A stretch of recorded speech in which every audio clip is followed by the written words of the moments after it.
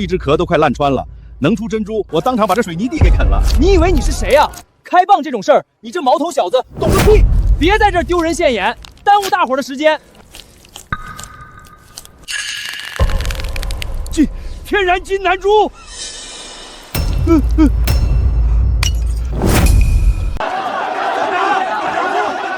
我出1000，卖给我。我出2000，现金结算。我出3000，我出5000。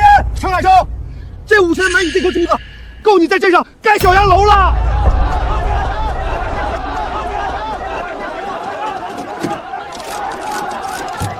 赵少，出大事了！陈海生开出了金南珠，全镇的人都在抢。金珠不卖。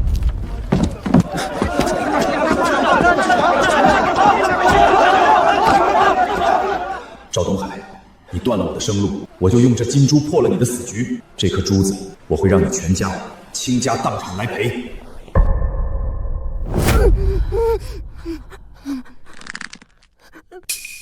嫂子，你那废物弟弟指不定躲哪儿哭去了。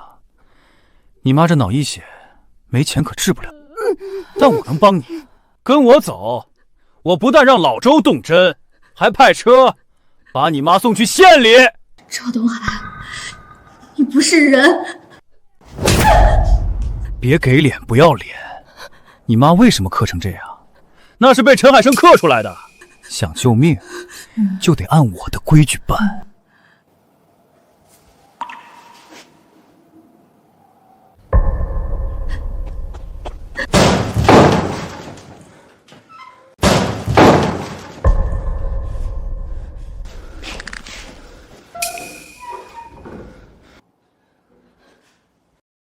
赵东海，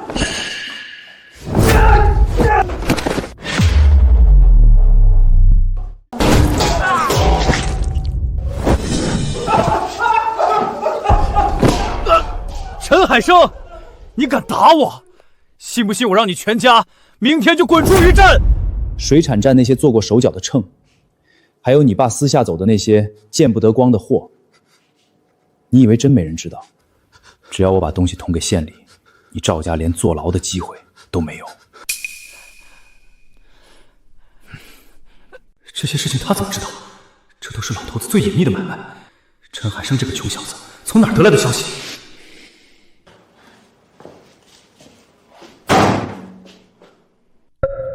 这，马上给我妈退烧，用药。陈海生，你给我等着，咱们走着瞧。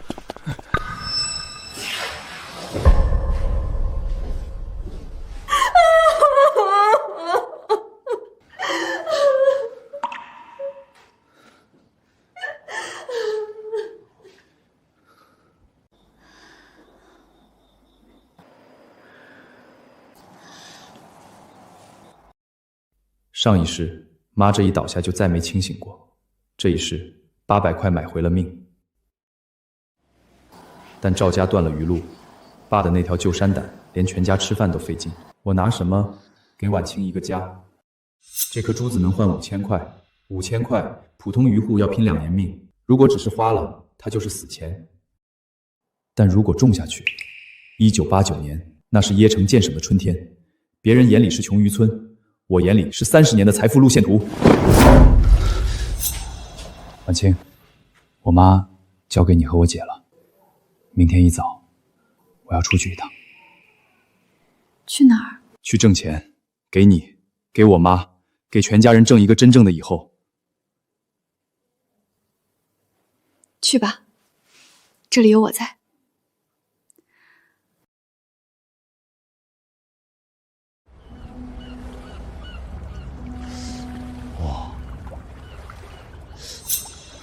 小伙子，这珠子你若肯跑一趟南海，少说能多卖1000块。你真现在就卖？1000块我不要了，5000现金，我现在就要。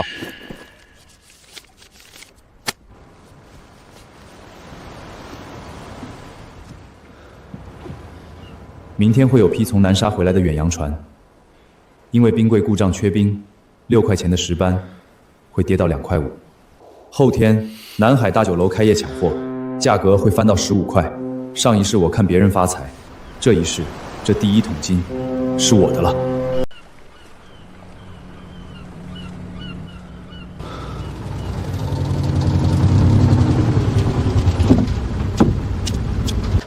坏了！冰柜这时候掉链子，满船的货要砸手里了。周叔，你这批石斑我全要了，2块5一斤。你谁呀？2000多斤石斑，你吃得下？现金，你数数。2块5就2块5，总比烂了强。快搬鱼！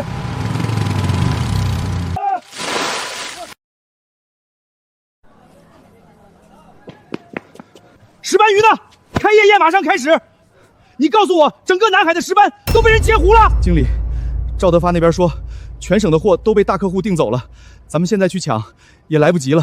要是今晚的开业宴砸了，咱们全得滚蛋。找不回鱼，你就拿命去抵。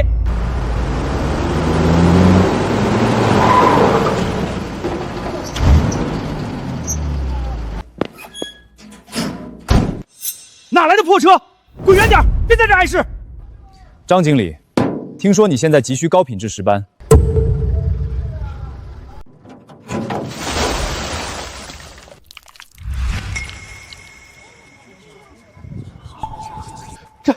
这鳞片还亮着，全是刚下船的顶尖货，15块，我全部都要了。小兄弟，你这货救了我的命。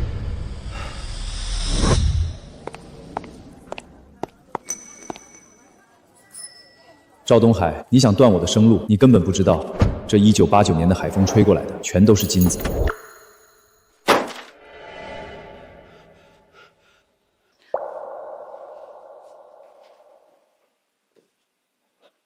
这全是真的？这都是盗卖石斑挣的？运气只是一方面，爸，赵家断了咱们的路，那咱们就自己干。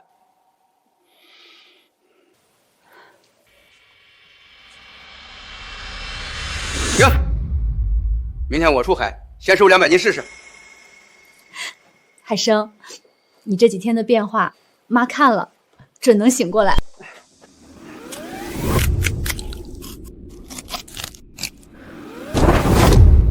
海生，你这手也太快了吧！这去骨剥皮的劲头，比水产站干了20年的大师傅还溜。你什么时候练的？是啊，海生，你打小下海就闲星，杀条鱼都磨洋工，怎么这几天突然像变了个人？这刀法没个10来年功夫可下不来。爸，这叫穷则思变，以前那是懒，现在赵家想要咱全家的命，我这手再不快点，咱家就真没生路了。爸，别愣着，这批石斑抓紧上冰分装，姐夫下午就发车，杂鱼全部进大缸，盐比控制调10:1，码齐了晒。以前总觉得它长不大，现在瞧瞧这鲨鱼配盐的架势，真像是一家的顶梁柱了。叔，海参哥这是开窍了，他算出来的盐比和分装法，我查过书，这样处理的鱼最鲜，在南海能卖出大价钱。上一世我在水产加工厂干了8年，从鲨鱼工一路杀到厂长，这些活早刻在骨子里。海生，成了！饭店老板一见货就拍了板，当场给他现结款。海生，这鱼卖给你，真能比水产站高2成。各位叔伯，只要货好，我陈海生现款现结，绝不压价。加工之后运去南海，赚了大家分。可赵站长放话了，谁敢跟你做生意，以后他的鱼水产站1斤不收，咱们不敢赌啊。听说是前2天不知道从哪儿倒了一批石斑，赚了大几千，现在连苏婉晴都过去帮他算账了。我就说他不是普通人，退婚那天他看我的眼神，就像看个死人。这人心狠，你小看他了。爸，放话下去，谁把鱼卖给陈海生，以后他的鱼咱们水产站1斤不收。我看这镇上谁敢为了那点钱去喝西北风。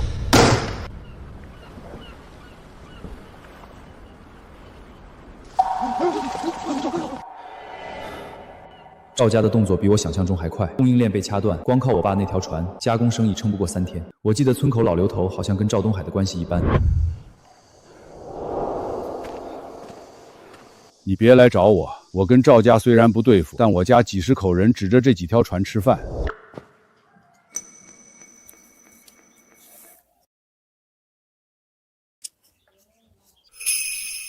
你这捕网的手艺在哪儿学的？比我这干了40年的老头子还溜。刘叔，赵家给你1斤鱼多少钱？石斑4块，杂鱼1块2。石斑我给你6块，杂鱼2块，全部现金结算，不赊账。6块？你小子哪来的底气？赵家压你的价，是因为你离了他水产站就得喝西北风，但我这有南海的直供渠道，利润比他高出3倍。刘叔，你今天不反抗，明年他就能把价压到3块5，后年3块，直到把你骨头都榨干。你那个南海的渠道真的靠得住？明天这趟货算我给刘叔打个样，赚了是您的，亏了全算我的。成，被赵家压了这么多年，老子也想挺着腰杆走一回。明天船回来，鱼全是你的。德旺，你家海生真是神了，这辈子光顾着给赵家打长工，头一回觉得这鱼是为自己杀的。我是老了，跟不上他的脑子，但他那股子狠劲儿，倒像是咱老陈家传下来的。上一世，这片渔村的人一辈子被赵家捏着，谁也不敢反抗。但其实他们不是怕赵家，他们是没有别的路可走。我要做的就是给他们另外一条路。这车鱼哪儿来的？走哪个渠道？有没有市场准入证？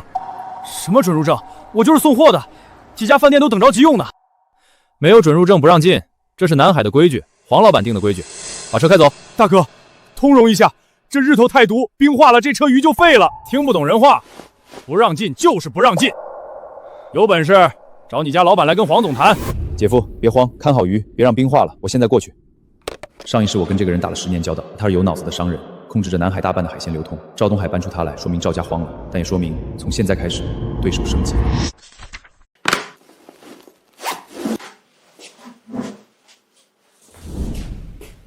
我跟你一起去。海生，现在怎么办？市场里的人不让进，这可是跟刘叔合作的第一批鱼啊！海生哥，要不咱们降价，把这批货便宜卖给路边的小饭馆？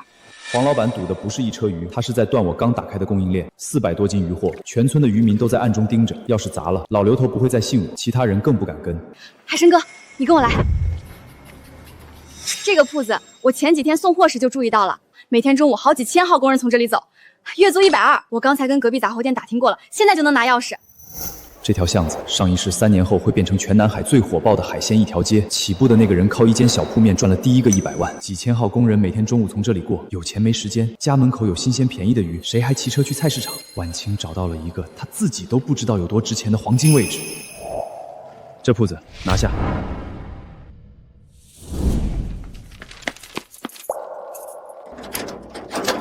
姐夫，去买4块大冰砸碎，再跟隔壁借一张长条桌，2个大盆，1杆台秤，快去，鱼等不了。是。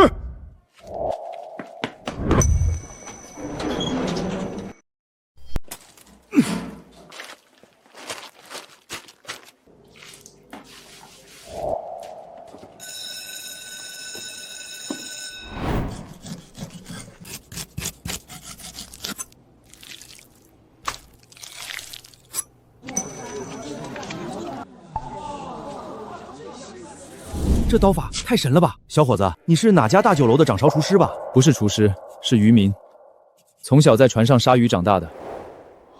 各位大哥，用手指按一下这块肉，瞧见没有？按下去立刻回弹，这叫指弹肉，说明是今天凌晨出海现杀的活鱼。如果是隔夜的死鱼，按下去就是一个坑，根本弹不回来。你们去菜市场买鱼，10条里有几条能弹得回来？石斑鱼8块1斤，8块，菜市场最少卖12。你这靠谱吗？你在菜市场花12块买一条鱼，其中有6块钱都是塞给中间商。我们渔嫂海鲜是渔村直供，凌晨出海，上午到你手里，中间不过任何人的手，所以只要8块。给我来2条。我也要1条石斑，再顺带1斤虾皮。刘好。来了，别急。兄弟，住单身宿舍，屋里有大锅吗？没大锅，就一个电炉子和1号小铝工。得嘞。瞧好了，回去把电炉子捅开，开水上锅蒸10分钟，别的调料什么都不用加，直接吃。你连料都帮我配好了？渔民手艺，顺手的事儿。老板，这也太方便了！你也给我这么弄一份，不用洗，不用切，带回家直接蒸。行，加1块钱手工费，想要什么口味您直说。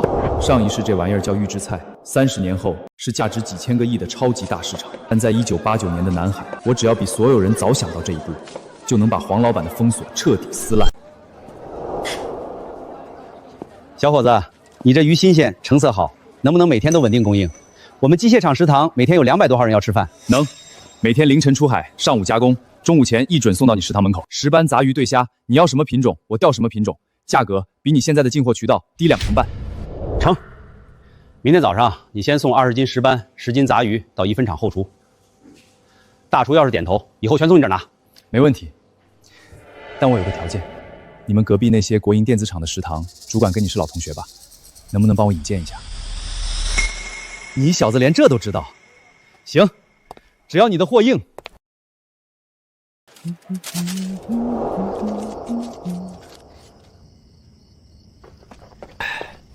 王青，数清楚没有？怎么这副表情？海生哥，整整3200块现金，刨去刘叔的余钱、车费和冰块，咱们今天一下午净赚了1000多块。一下午挣了1000多，对工人们说的每一句话，就像是早就演练过无数遍一样。他到底还藏着多少我不知道的本事？陈海生的车扣下了吧？黄总，出变数了！陈海生根本没强闯市场，他在城东工厂区的巷子里租了个铺子，当街表演骗鱼卖货，一下午当场做出了3000多的流水，连机械厂的食堂大单被他当场牵走了。你说什么？一个巷口破铺子，一下午干了3000多流水？是，他的货太新鲜，价格还比咱们控制的市场低了整整30%，甚至还帮工人们把佐料都配好了。照这个速度发展下去，城东那几家工厂的后厨怕是要被他全盘端走。让人死死盯着他，从明天开始，他每天进多少货，跟谁接头，流水是多少，一笔一画全部给我记下来。老子倒要看看，在南海这片海里，到底谁才是真正的龙。海生哥，今天好多工人围在铺子外面看，可最后摇着头没买。他们说天天住宿舍没厨房，做鱼太麻烦，要是有一种不用开火，拆开就能直接吃的海鲜就好了。不用开火，直接吃，这不就是30年后产值上千亿的预制菜与即食海鲜吗？看来是时候操练起来了。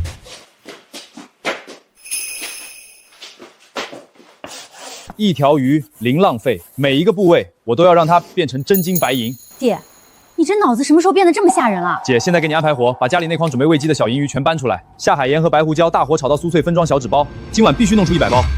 100包能卖掉吗？明天一上午，我保你卖得精光。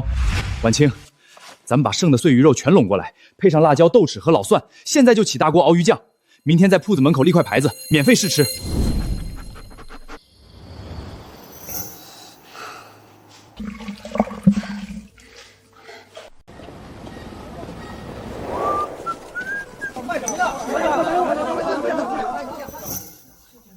老板，你这整的花里胡哨的，把姜葱蒜都配好了，这鱼包回去电炉子蒸蒸，当真的好吃。别是处理不新鲜的鱼吧？小兄弟，你拿回去尝尝，不好吃你把摊子给我掀了。好不好吃，不靠嘴说，舌头最诚实。婉晴，把咱们刚焖好的杂鱼酱给这位兄弟舀一勺试试。大哥，您尝尝，新鲜不新鲜，一尝便知。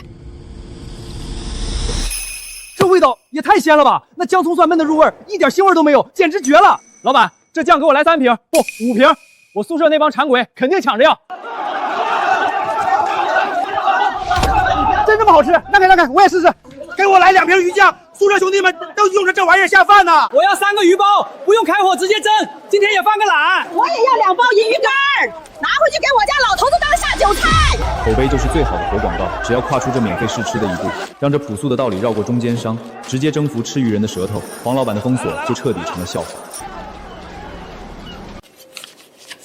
海生哥，总流水5600，净利润3500块，这简直是抢钱啊！这只是刚开始，明天开始银鱼干加到300包，鱼酱20瓶。另外，姐夫，明天跟我去城东，准备盘下第2家店面。开新店，咱们哪来那么多源源不断的活鱼做加工？今晚回村，你看一眼就明白了。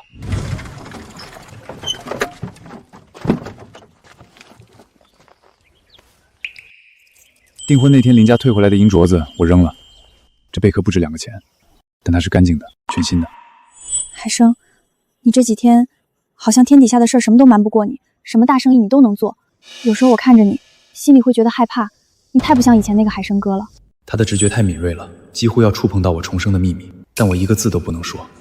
婉清，人被逼到绝路上，什么潜能都能逼出来。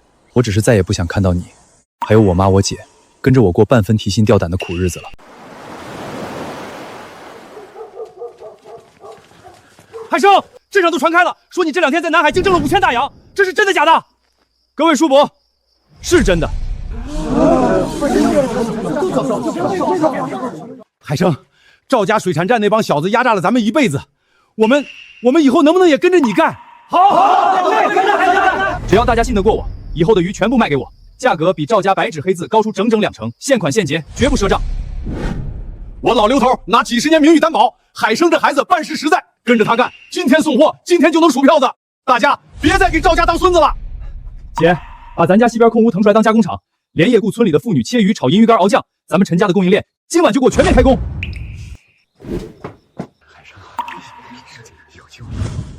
赵少，出大乱子了！陈海生今天不仅在南海狂卷了5600的流水，还捣鼓出了银鱼干和预制鱼包，卖的比鲜鱼还疯。现在连城东2家国营大厂的后厨都在跟他签长期供货合同了。一个被老子踩在泥潭里的穷鬼，6天时间就能干出1天5600的流水。你先出去。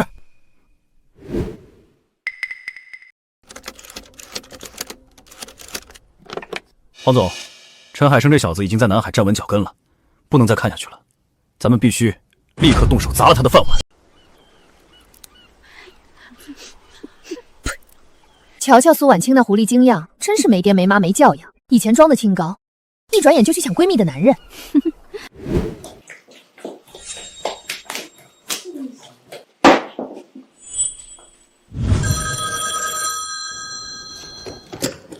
婉清，林小燕在村里到处编排你，现在加工厂里那几个婆娘都在拿白眼看人，连话都不跟咱说了，气死我了！姐，我知道了，海生哥，他知道这事儿吗？他去城东送货还没回村，我还压着没告诉他。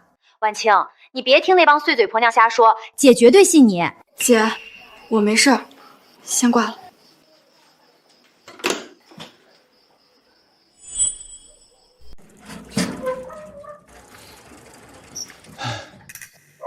海生哥，村里人说我是狐狸精，说我不要脸。你在乎吗？不在乎是假的。我从小在村里长大，没爹没妈，以前全靠奶奶和小燕姐。现在小燕姐带头骂我，其他人跟着戳我的脊梁骨。海生哥，我是不是真的做错了？婉清，以前我是个混账的时候，你在码头上叫我回头，我当了瞎子聋子，没理你。你那时候顶着全村人的笑话帮了我那么多回，你从来没怀疑过自己，因为你清楚，你做的每一件事都是对的。现在也是一样，你拿出全部积蓄跟我开铺子，是因为你信我陈海生能带你过好日子。林小燕在村里泼脏水，是因为她输了，她输得一败涂地，只有靠那张嘴把面子赢回来。海生哥，你什么时候变得这么会说话了？死过一次，把心掏出来看过，自然就会了。明天的鱼几点送到？凌晨5点，准时到。那我明天4点半就开门。他越想让我垮，我越要赚得让他眼红。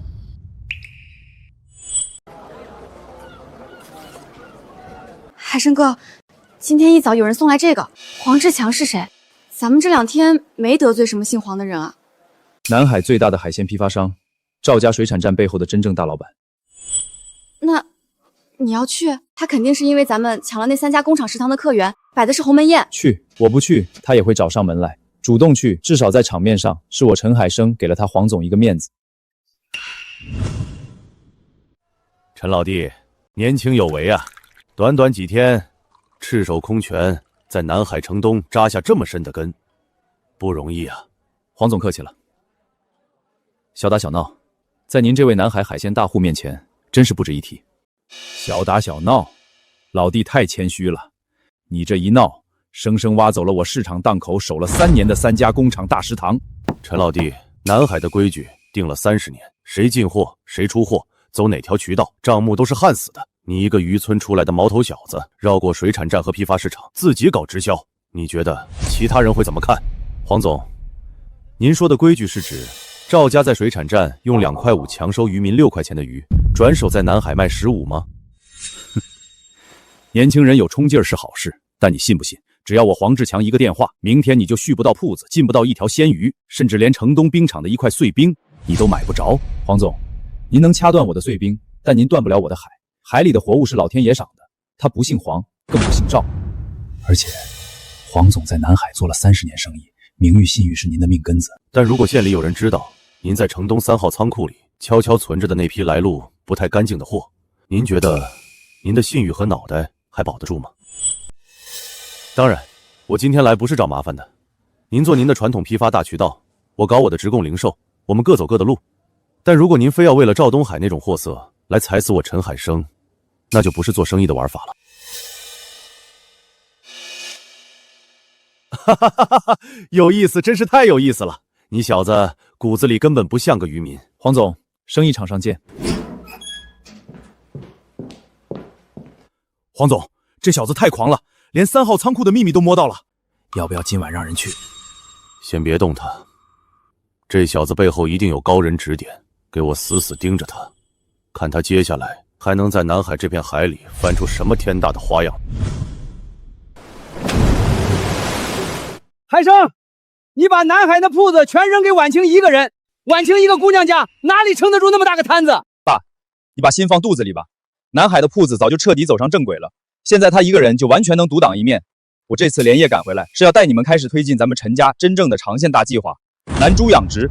先别提养什么猪了，德旺，你快看，这地方浪大能掀翻小船，平日里咱躲都来不及，这底下居然密密麻麻全是附着在石头上的大野蚌，在这打了半辈子鱼。要不是海生带路，谁敢把船往这鬼见愁暗流里开呀？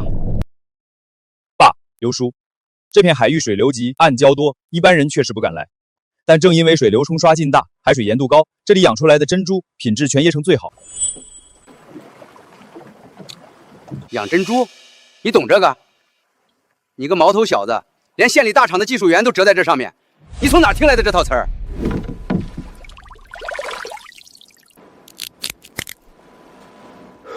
爸，你过来瞧，这只蚌的外套膜厚度足足有2毫米，说明它分泌珍珠质的劲头正足。壳面上这些凸起的纹路这么深，说明它在自然状态下已经在生成天然珠核了。只要咱们人工精准插核，控制好水温和盐度，1年半到2年就能出珠。2毫米，插核？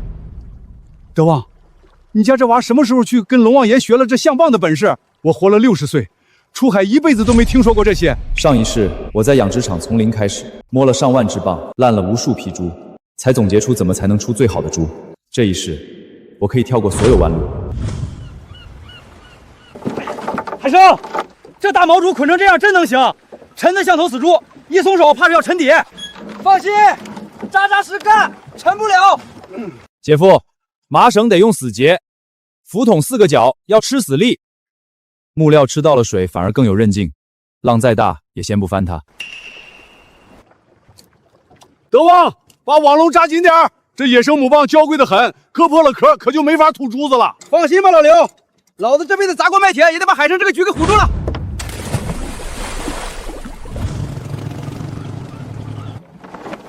上一世，我在这片海上白活了30年，打鱼卖鱼，被赵家压价，被黄老板盘剥，一辈子弯着腰给别人干。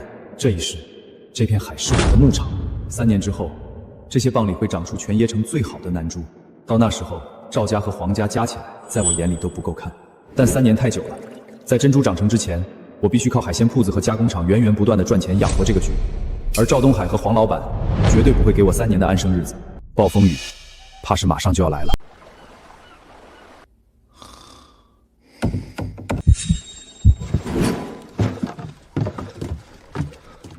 快点，把这几根主要绳子全剁了，让他的蚌笼全沉底。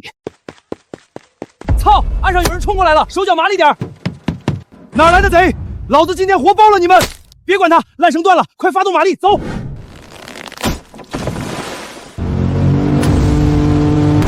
谁在那里？睁开狗眼看看这是谁的地盘！老刘，给我直接撞过去！小贼，老子今天把你们全开炮了，塞进海里喂鱼！有大船，快走，快！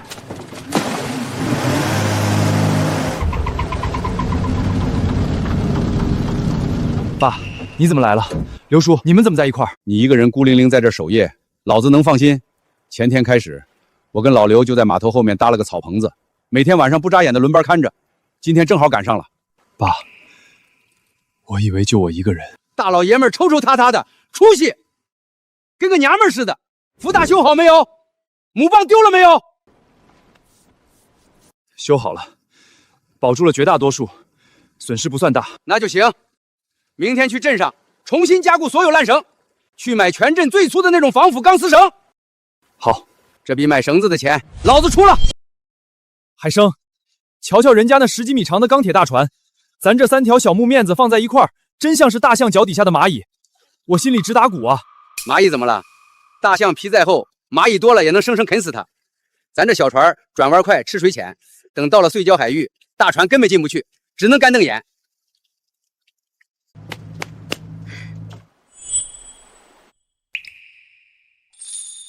海生哥，早点回来，南海的铺子有我守着呢。今天开渔第一网，我等你的新鲜石斑下锅。放心吧，你在岸上瞧好了，今天一收网，今晚保准让你数钱数到手软。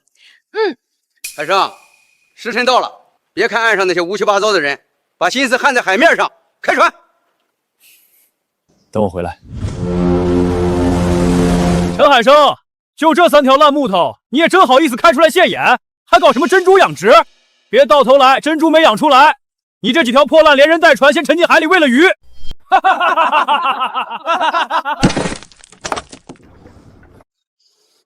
赵东海，你少在老子面前放屁！有种你下船来试试！姐夫，开稳你的船。狗对着海浪叫，海浪什么时候理过狗？陈海生，你骂谁是狗呢？你找死是不是？赵少爷，开渔节的头一网最重要，小心海风太大，你们收上来满网的垃圾。咱们走着瞧。赵少，跟个要饭的穷渔民废什么话？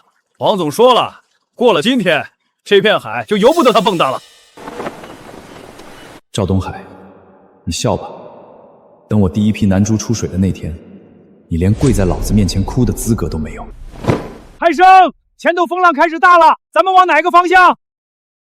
爸，往碎礁海区全速前进，那底下有咱们全家老小的翻身的本钱。今天咱们抢个好彩头！这是我重生后第一个开渔节。15天前，我什么都没有，现在我有了城东的铺子，有了3个铁杆兄弟，有了正在生长的珍珠牧场，有了开始信任我的渔民，还有一个拿命信我的女人。这只是个开始。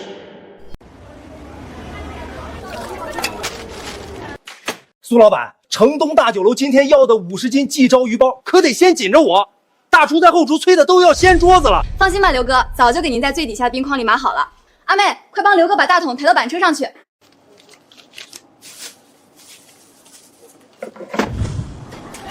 这里，秀兰姐跟着海生干，俺上个月光是提成就拿了整整300块，比以前私塾的赵家水产站强了10倍都不止。俺家男人现在天天给俺端洗脚水。那可不，只要大伙儿手脚勤快、干净，海参绝对不会捆带任何一个自家兄弟。2个月刨掉所有收鱼的人工和运费，净利润就将近3万块，加上晚清在南海那边的总店，手里的现金流总算稳住了。但水产品加工只是个提供流动的现金流，盘子大不到哪去。真正能让陈家彻底翻身的，是那片礁石海底下正在黑水里玩命长肉吐丝的珍珠浮牌。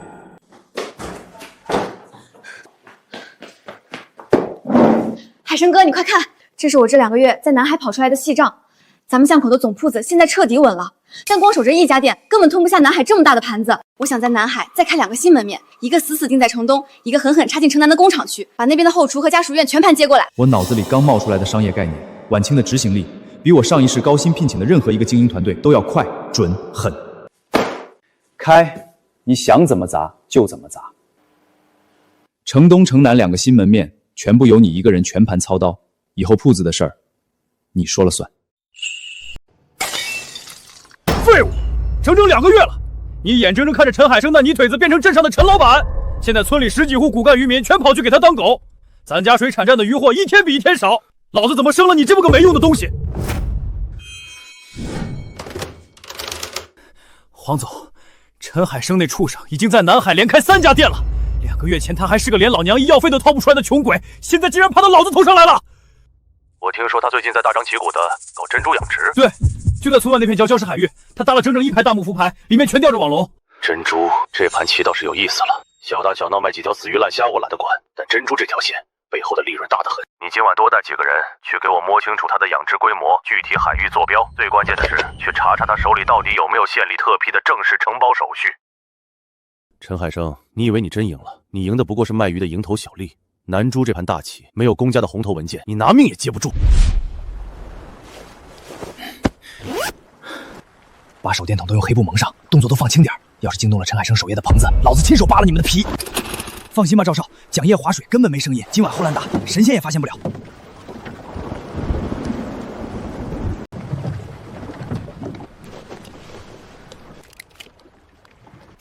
数清楚了没有？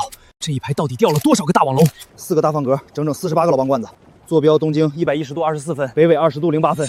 够了，只要坐实了他非法占用公海海域，没有审批手续，黄总一个电话就能让县里把他的福大当场炸了。走，回航。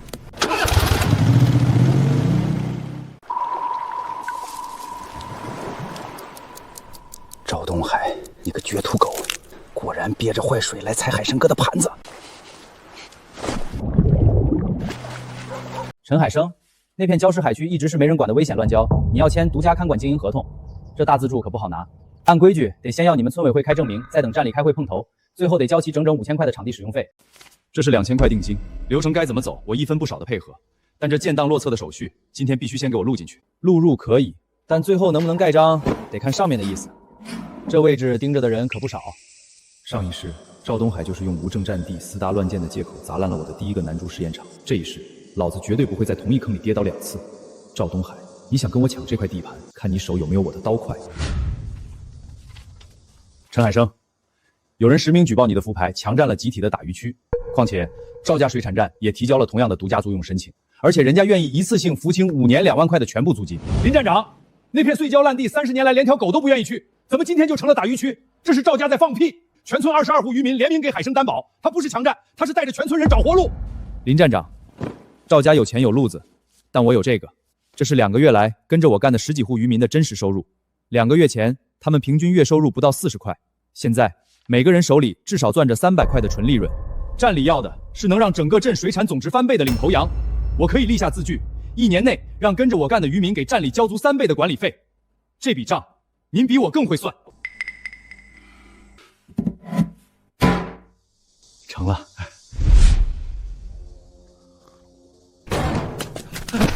赵少，不好了！刚接到站里的通知，陈海生把那片礁石海域5年的独家经营权给签下来了，账都盖死了。陈海生，我操你妈！老子送了那么多礼，你竟然敢接老子的活！苏姐，这是下个月城东2个新档口的线下供货单，价格我按总店的规矩再降了1分，您看成不成？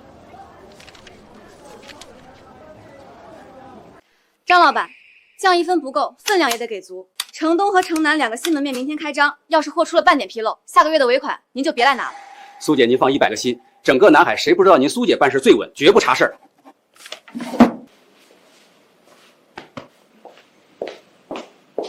奶奶临终前说过，这就是我妈娘家的老店。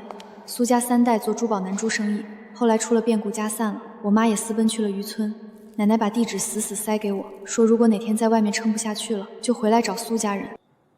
海生哥的南珠浮盘刚刚下海，我自己的3家海鲜铺子也才刚站稳脚，现在我还不能进去，我还没准备好，我也绝不能在这个时候给海生哥添乱。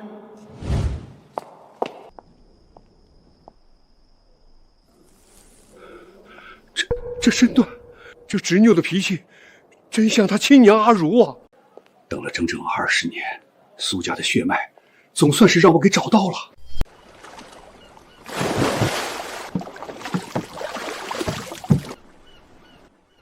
才1个月，珍珠质就包了这么厚，照这势头，最多1年半，第一批极品南珠就能出水。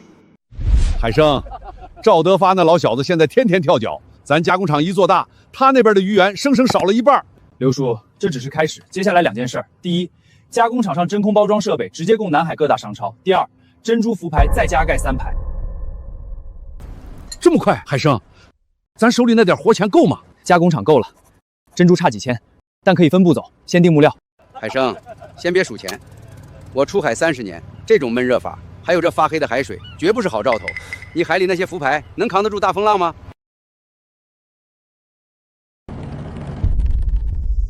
这天色，我想起来了，上一世就是在这个月，一场突发特大台风横扫东海岸，连预报都没有，好几个村的船全翻了。爸和姐夫就是在这场台风里出远海送了命，最后只捞回来姐夫的尸体，爸连骨头渣子都没剩。这一世，他们没出远海，命保住了。可要是风暴砸过来，我的珍珠浮盘怎么办？跟着我干的20多户渔民的木船怎么办？同志，帮忙查一下记录，最近这2天南海周边到底有没有发台风预警？台风？你想多了，最近的通报写得清清楚楚，天气稳定，全海域都适合出海打鱼，连个大风浪都没有。现在的气象技术分辨率太低了，根本预测不了这种神出鬼没的突发台风。上一世那场泼天风暴，就是因为预报没跟上，才害死了那么多人。既然我这次重生，就不会让它重蹈覆辙。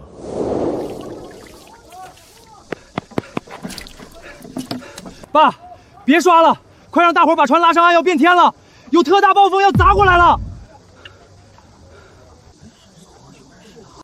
海生，你发什么癔症？这大太阳毒的能晒死狗，连个云粒子都没有，哪来的大风？爸，你仔细看海水的颜色，平日里近海的水是蓝绿色的，今天泛着一层焦黄，说明深层的大海潮已经在底下翻涌了。你再看天上的海鸥，今天从早到晚一只都没有，海鸥不飞，那是老天爷在给活物警示。还有，你瞅瞅那些停在岸边的木船，吃水线比昨天高了整整2寸，说明海面的气压正在风一样往下掉。你确定？海生，这可关乎村20多户人的身家性命啊！爸，我这辈子从来没有这么确定过。赶紧通知大伙儿，晚了就全没了。大伙儿听好了，从现在开始，所有船全部死锁在港里，谁也不准出海。已经架在海上的，立刻打信号炮，发无线电。哪怕网撒了一半，也得给老子斩断缆绳撤回来！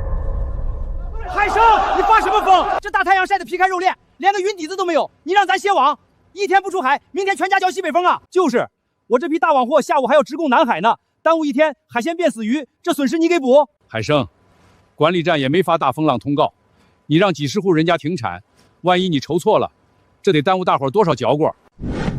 刘叔，你信我吗？跟着我这2个月。我陈海生骗过大伙1分钱吗？我说过的话哪一句没落地？我知道你们不信，但我这立下死字据。如果我陈海生今天看错了天，这几天的渡购费、损失的货钱，我一个人拿现金给大伙全额垫上。但如果我对了，你们留住的不光是船，是全家老小的命。今天我爸的船也死锁在港里，绝不下水。我儿子说不出海，今天就算是龙王爷开恩，老子也绝不下水。老刘，你闯了大半辈子。今天给句痛快话，操！老子这条命是陈家给的，把烂绳给我在庄子上焊死，老刘家的船一条也不出。陈海生这是嫌钱多烧的，傻子才跟着他犯浑。兄弟们，开船！陈海生装神弄鬼，真把自己当龙王爷了。天这么好不出海，渔民喝海水长肉啊！信他的全是脑子进水的傻逼。就是赵少，这小子就是怕咱们今天抢了他的风头，故意使绊子呢。传我的话。赵家水产站旗下的10几条大钢铁船，今天全给老子开出去！谁今天收上来的鱼最多，老子回港双倍给赏！谁要是敢当缩头乌龟，明天就给老子滚出码头！哟，陈老板，大太阳底下泡澡呢？绑绳子！你这几个烂木头搭的破玩意儿，老天爷一个喷嚏就能全给你拍碎了，绑100个也是废柴！海生哥，听兄弟一句劝，趁早把这些烂木头拆了卖劈柴。还能换几毛钱买盐。德旺叔，您儿子让您大晴天憋在港里绑木头，连海都不敢出，您老不嫌丢人，我都替您脸红。赵东海，天马上就要变了，你最好现在发无线电，让你的船全撤回来。撤回来？你脑子被海水泡发了吧？瞅瞅这天，万里无云，全镇就你一个人在这装神弄鬼吓唬自己。老子的3条大铁船刚刚满卖了油，我表弟带队奔着远洋渔场去了。等他满仓回来发大财的时候，你特么还在这水里泡着呢！呸！这个吃里扒外的畜生！呸！4个小时之后，这片天会彻底变成铅灰色。6个小时之后，风力会生生突破8级。赵东海，还有你那个19岁的表弟，正在前往暴风雨的最中心。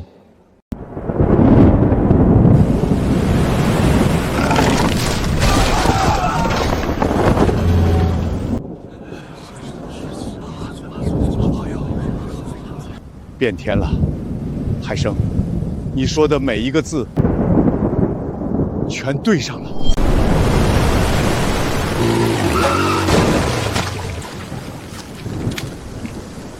陈海生，你上午说要变天，你是不是早就知道会闹大台风？你既然知道，上午为什么不拦死我？放手！你是不是知道这台风有多大？你上午让人停船的时候就全知道了，对不对？我表弟还在船上呢，他今年才19岁啊！赵少爷，上午你去我们福牌那儿的时候怎么说来着？万里无云，一个浪就能拍碎。你还说你表弟满仓回来发大财的时候，我们还在泡水儿。现在你表弟人呢？我们上午劝过你的船，你骂我们是胆小鬼。你自己说的，信陈海生的全是脑子进水的傻子。陈海生，我求你，我给你磕头了，帮我把人找回来吧！你比任何人都懂这片海，我求求你了，我表弟才19岁啊！你表弟的船走的是东南方向的远海渔场，对不对？你怎么知道？对，就是东南角的深水区。那片海域的西南角有一块凸起的大礁盘，叫龟背石。风浪砸过来的时候，礁盘的背风面会形成一小片净水窝子。这小子真记得那片礁。如果你们的船老大有20年以上的出海经验，他一定会把船往那儿开。那是方圆20公里唯一能活命的背风坡。那地方确实是唯一能躲的。你怎么连这都知道？这小子真懂这片海。老子是在这片黑水里泡大的，每一块礁石长在哪里，我闭着眼都能摸出来。刘叔，你的大机动船油箱顶不顶得住？海生，这时候出去，那是拿全家老小的命在跟阎王爷赌博啊！我不去外海，咱们开到改王外沿最尖端的石灯塔，在那里地势最高，把对讲机增幅拉到最大去喊。如果他们真的在龟背时，一定能收到信号。操！老子今天舍命陪君子，开船！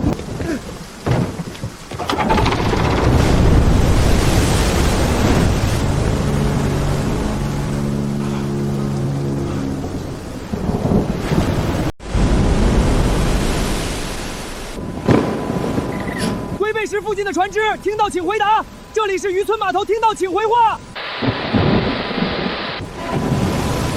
赵家铁皮船，听到请回话。收到，这里是赵家2号船，我们在龟背石背风坡，3条船都在。大水把发动机浇灭了，我们回不去了，海生救命啊！听好了，龟背石西北方向有一条隐藏的碎礁水道，宽度足够1条船过。等下一波大浪落下去的瞬间，顺着水道全速划桨冲出来，贴着海岸线往北切，从港欧回口进港。那里是背风面，浪小，听懂了没有？收到，收到。西北水道，北口进港。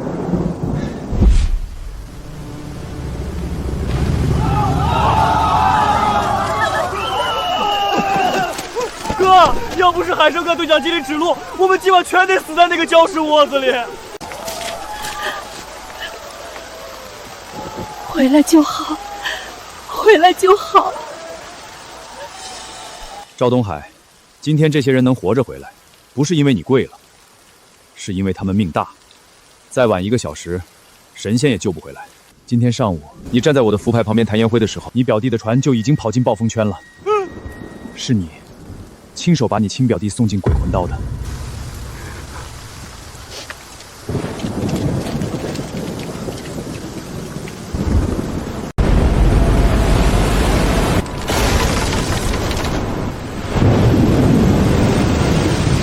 刘叔，压水舱在加重，用生铁块死死坠住，烂绳要吃不住劲儿了。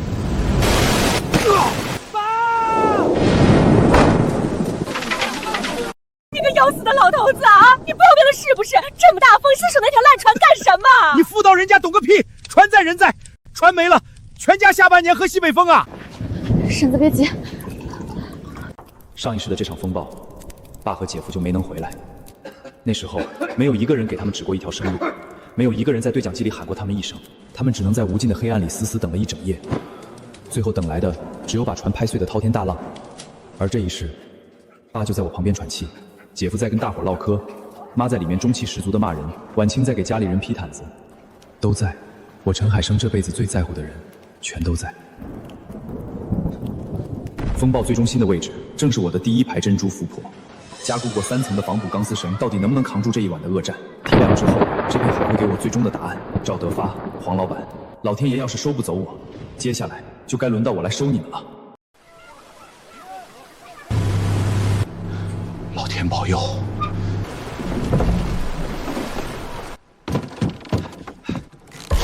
沉的，没空，棒全都在。海生，地下的宝贝网子还在不在？刘叔，扛住了，全活了。海生，以前俺怕赵家报复，只敢当缩头乌龟。昨天要不是你，村里那7条人命全得填了海。从今天起，俺这2条木船的渔获全供给家厂，谁拦着，俺跟谁拼命。对，跟海生干，赵家算个什么东西？跟着他，迟早得绝户，赵家早晚完蛋。大伙说的对，我老刘家3条机动船，以后海生指哪儿就往哪儿开。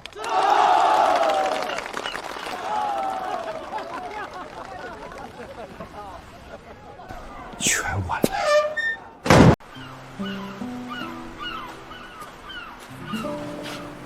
海生哥，加工厂和福牌都还好吗？都还好，福牌保住了，最重要的是，大家全都在。怎么瞧着你今晚笑得这么怪？因为上一世，同样的风暴刮过来的时候，我失去了这片海里所有在乎的人。海生哥，你这胡咧咧什么呢？什么上一世这一世的？你是不是昨晚在灯塔吹风冻坏了？没糊涂，我是看大伙儿都活得好好的，心里高兴。海生，快带婉晴回来喝碗热鱼粥。从昨晚到现在，你肚子里连1粒米都没落进去。弟，你别吹了，先吃饭。这一世的劫，老子接住了。粥要凉了，你们2个小崽子快回来，再不来粥就喂狗了。今天起，赵家收购价再提1成，现钱现结。老板，别喊了，大伙儿说现在跟海生干不光赚得多，最关键的是不用看咱家的死脸色。全村30多户骨干全跟过来了。鱼嫂海鲜在南海开的3家门面，月利润轻松破万，但这只是能养活人的现金流，做不大。真正能让我彻底翻身，吞下整个南海市场的资本，还在海底下长着。再过1年，第一批极品南珠就能出水，但这1年里，赵东海和黄老板绝对不会让我安生。弟，南海那边出事了，城东第2家分店今天凌晨让人给砸了。婉清呢？婉清为了护账本，手都被那帮流氓用电棍打了。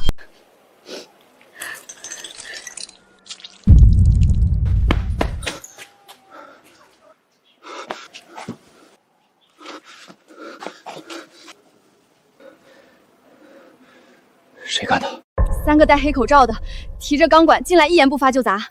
隔壁开杂货铺的老板说，他们砸完就上了一辆没画牌的黑色面包车。绝对不是赵东海，他在码头跪了那一下，没这个胆子。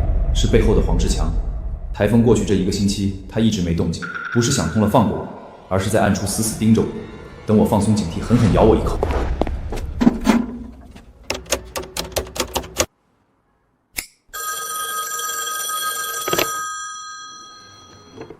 哪位？黄总，你的人今天砸了我在南海的铺子，还动了我的人。哟，陈老板啊，什么砸店？南海治安不好，你做生意得罪了什么道上的朋友吧？可别赖在我头上。黄总，砸店无非就2个原因，要么是想把我吓退，要么是手里攥着筹码，想逼我谈条件。今天下午3点，上次那家茶楼，你如果不来，明天我就把加工厂全盘砸进南海，咱俩就脱了鞋，在这泥塘里玩命踩一踩。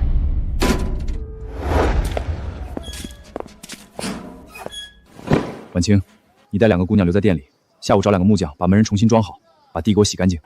海生哥，你下午要去哪儿？明天早上5点，这家店照常给老子开门营业。我要让满大街的供货商和姓黄的狗腿子睁大眼看看，砸了也没用。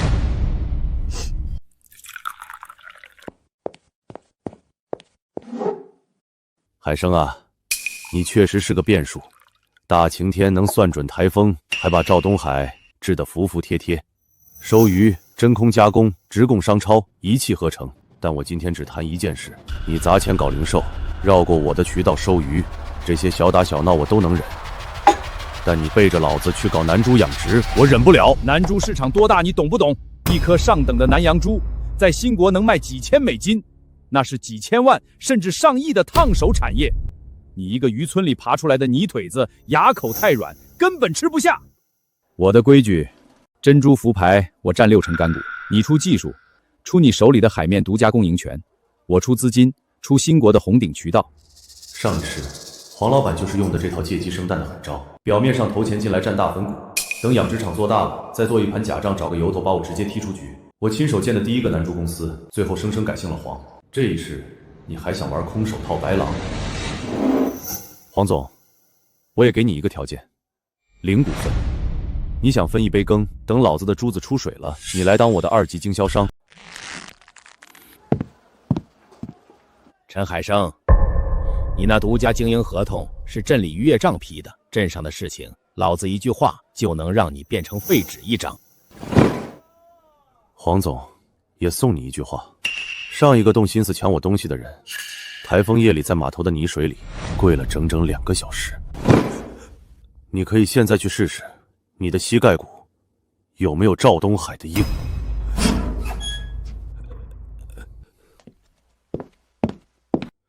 给脸不要脸的穷种，去！立刻动用南海所有的路子，给我死死盯着他那份承包合同，哪怕是一个错别字，也得给我抠出漏洞来。是，黄总。那赵家那边，去把赵德发那老东西给我叫来。赵家虽然在码头塌了台，但他们在镇上经营了20年，关系网还在。有些陈海生防不胜防的阴招，得借赵德发的手。海生啊，别怪哥哥没提醒你，有人举报上去了，说你之前拿独家倾尽权的时候，审批程序不完整，缺少公开竞价的环节。上面有死命令，必须暂停合同，把那片礁石海域重新拿出来招标。林站长，当初盖章的时候，咱可都是按规矩走的。陈海生，注意你的态度，这不光是赵德化的意思，是南海何总、黄总亲自打了招呼。你得罪了惹不起的人，一旦重新公开招标，人家用高价把海域拿走，你海里那些浮牌就得限期全部拆光沉海。上一世，我的南珠试验场就是这么丢的。黄老板动用上面所有的关系，生生搅黄了我的合同，然后靠着财大气粗公开招标拿走海域。那时候我没钱、没关系、没靠山，只能眼睁睁看着心血被抢。这一世，我手里那点卖鱼的炼金流根本不够跟身家千万的黄老板拼刺刀。在镇上我也毫无根基，但我手里有他们谁都没有的王牌。我知道那片海域底下埋着的是几千万的泼天富贵，黄老板只是在贪婪的瞎猜，而我是100%的确定，想在重新招标上用钱砸死我。好，那老子今天就找个比你更有钱、更有势的泰山，活活压死你！海生哥，你一宿没睡，镇上的手续真的卡死了。婉晴，你之前跟我说过，你奶奶临终前交代，你妈是南海苏家的人。是，奶奶是这么说的。海生哥，你怎么突然问起这个？苏家3代在南阳和邺城之间做的是全省最大的珠宝南珠生意，对不对？黄老板想跟老子玩一锤子买卖，用钱抢海域。现在咱不去求镇里。婉晴，收拾东西，带上奶奶的地址，咱们去南海骑楼老街接你娘家人回家。海生哥，我妈当年是私走的，跟家里闹翻了。这么多年过去，他们万一不认我怎么办？婉晴，看着我，你今天不是来求人的，是来认亲的。苏家做了3代珍珠生意，只要有你在南海支起的店，加上咱家那片顶级棒场，他们就绝不会放手。丫头，孩子，你长得真像你亲娘阿如啊！老天爷开眼，总算让我等到苏家的独苗苗了。我真名叫周德顺，是你外公当年的关门大徒弟。后来在兴国做了20年珠宝生意，晚年回邺城，一直在暗中留意苏家后人的消息。周爷爷，那我外公他们呢？苏家在兴国做了3代南珠大贸易，你外公是掌门人，你妈当年私奔后断了联系，你外公伤心过度，几年后去世，兴国的生意被合伙人分了。但是有一样东西谁也分不走，苏家在东南亚南珠行业里攒了3代人的泼天信誉和顶级人脉。你外公当年是南洋珠宝商协会理事，海外那些只手遮天的老家伙们至今还死死认得苏记这2个字。周老前辈，有苏家这块金字招牌，再加上我手里那片能吐出顶级南珠的礁石海域，南海黄老板那点下三滥手段，怕是要到头了。小伙子，南海黄老板黄志强，黑白2道通吃，手黑得很。你凭几排破浮牌几句漂亮话，就想借苏家的名号去跟他硬碰硬？周老先生，您在南洋做了20年珠宝，瞧瞧这个。这皮光，这肉质的厚度，这是极品走盘南珠。邺城的野生母豹早就绝迹了，你从哪儿搞到的？就在我签下的那片危险礁石区，底下全是30年没人动过的老蚌窝子。我用超前的技术做了人工大浮排，只要1年就能出水成百上千颗这样的绝品。阿如啊，你看到了吗？你闺女带着苏家最想要的东西回来了。你外公找了一辈子的南珠祖窝，居然在你们孙女手里现世了。海生，重新招标的事你不用慌。黄老贼动的不过是些上不得台面的下三滥手段。既然那片海姓了苏，老子今晚就给兴国的南洋商会拍电报。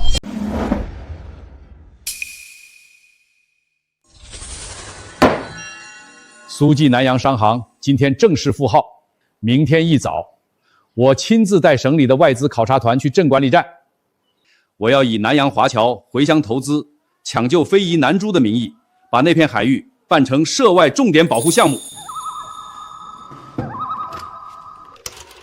黄总，您放心，林站长那边已经把暂缓通知书死按在陈海生头上了。明天下午公开竞价招标，您的资金一到，陈海生那几排浮盘立马就得当成非法建筑被砸个稀巴烂。干得不错，转告林站长，事成之后，南海的厂子有他一成干股。陈海生一个翻不出浪的泥腿子，明天老子要在竞价场上用钱活活砸断他的脊梁骨。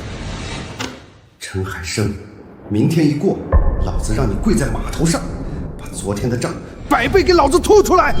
黄总，林站长安排好了，3天后召开海域资源利用座谈会。名义上是规范养殖，实际上老子要在全镇人面前宣布，陈海生的合同因为程序瑕疵作废，重新招标。万一那穷小子跟咱们死磕价钱呢？死磕？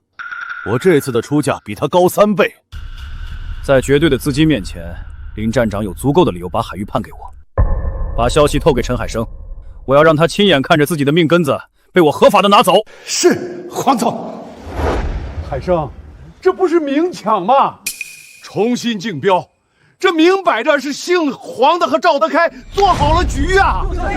上一世黄老板就是用这招把我逼上绝路，公开座谈会，资金碾压，镇里的关系，他觉得自己赢定了，但他做梦也想不到，我等的就是他把事情闹大，冲得越猛，摔得越惨。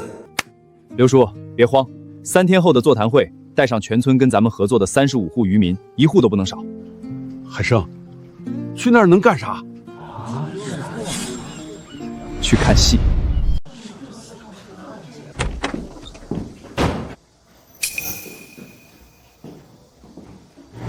来了也白来，我出价比你高3倍，林站长早就喂饱了，今天就是走个过场。有人反映陈海生承包的海域程序有瑕疵，建议重新招标。现在请双方发表意见。我黄志强愿意出年租金3万元，竞标10年承包权，总计30万。同时承诺3年内投资不低于50万用于开发。陈老弟，你打算出多少征啊？黄总画的饼很大，但我问大伙儿一句，他的80万砸进来，你们能分到1分钱吗？他是做批发的，拿了海域，珍珠只会走他个人的档口，跟你们没1毛钱关系。他还会把海权围上铁网，不准你们的船靠近1步。但如果海域还在我手里，每一户合作的渔民都是珍珠厂的股东，珠子出来了，利润大伙按比例分。这不是我一个人的海，是咱全村人的海。没错，没错，凭什么让资本家生吞了？哼，够了！做生意讲的是实力，南珠是出口货，你一个泥腿子有国际渠道吗？没有大渠道，你养出来也不过是一堆不值钱的死蚌壳。黄总，睁大狗眼看清楚，这是东南亚珍珠贸易局新国林氏珠宝行的正式回函，这是林氏珠宝发来的定金意向函，预付5万美金，折合人民币近20万，已经锁定第1批南珠的优先采购权，上面盖的是正式钢印。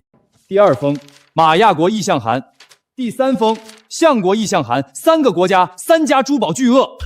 黄总，你刚才跟老子谈什么渠道差距？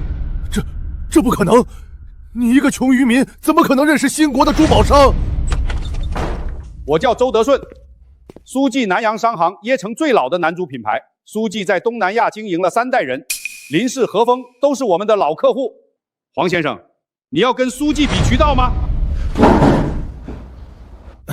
这片海域现在涉及重大的外资合作开发项目，按照规定，已有外资意向的海域不宜变更承包方。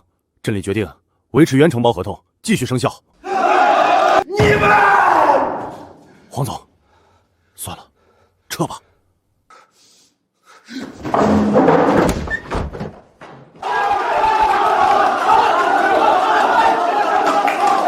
婉清，听到了吗？